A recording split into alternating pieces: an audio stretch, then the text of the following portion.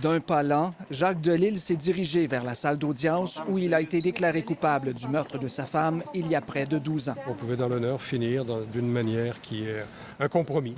Ce compromis est une accusation d'homicide involontaire pour remplacer celle de meurtre.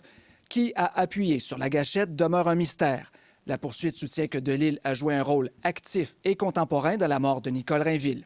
L'ex-juge maintient, lui, avoir laissé l'arme chargée à la disposition de sa conjointe et qu'il s'agit d'une aide au suicide. Mais comme le résultat est le même, c'est-à-dire une journée de détention, je n'ai pas fait une bataille là-dessus puisque de toute manière, on arrivait au même résultat. Ça faisait partie de nos considérations de dire, s'il est prêt à plaider coupable à un homicide, il admet d'avoir causé la mort, et c'est ce qui est important pour nous aujourd'hui, il admet avoir causé la mort de sa conjointe. Enlisé dans de nombreuses procédures, le dossier aurait pu se poursuivre encore longtemps s'il n'y avait pas eu cette entente.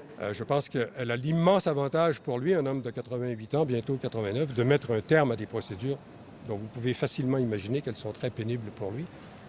Est-ce que ça aurait été qu'on fasse un deuxième procès, qu'il y ait de nouvel arrêt des procédures, qu'on retourne à la Cour d'appel, qu'on retourne à la Cour suprême? Où est l'intérêt de la justice là-dedans? L'avocat de Jacques Delisle en convient. En ne disant pas la vérité aux policiers sur l'endroit où il avait laissé son pistolet, l'ex-juge a éveillé des soupçons.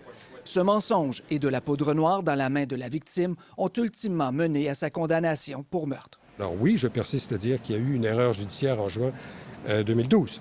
À la suite d'une révision ministérielle, Delisle a obtenu un second procès. Il n'aura finalement pas lieu puisqu'il reconnaît maintenant sa responsabilité, à tout le moins en partie, dans la mort de sa femme. Alors, dans l'histoire des erreurs judiciaires au Canada, ça, en soi, c'est sans précédent que quelqu'un qui se prétendait victime d'une erreur judiciaire plaide coupable. Jacques Delisle a purgé près de 9 ans de prison entre sa condamnation et sa libération après la révision judiciaire. Les avocats ont réglé le dossier pour une peine de cette même durée, à laquelle une journée de détention a été ajoutée pour des raisons administratives. Jacques Delisle a donc passé quelques heures dans les cellules du palais de justice avant de pouvoir les quitter vers 15 heures pour reprendre sa liberté, cette fois-ci pour de bon. Ici Yannick Bergeron, Radio-Canada, Québec.